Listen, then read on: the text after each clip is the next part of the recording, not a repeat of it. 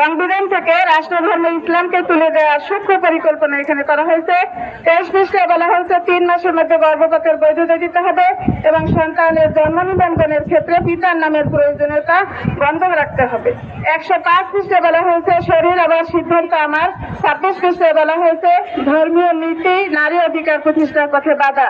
মানুষ আশরাফুল মাখলুকাত হয়ে ধর্মীয় নীতি পরিহার করে শয়তানের মতো যখন যা খুশি করবে আর গর্ভপাত করবে এরকম পচা সিদ্ধান্ত নেওয়ার স্বাধীনতা কোরআন সহ কোন ধর্মগ্রন্থই মানুষকে দেয়নি।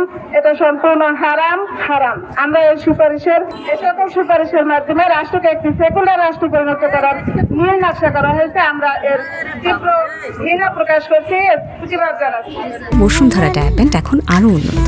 এই হট এয়ার থ্রো টপ শীত দ্রুত শোষণ করে সোনামণিকে দেয় কোমল অনুভূতি।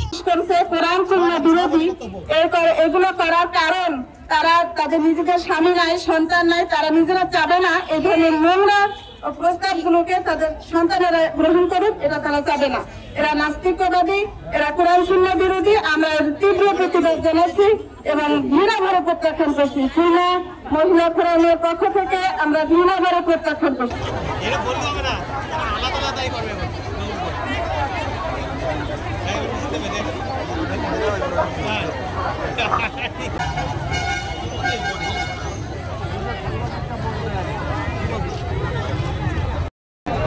এই রোড খালি আছে।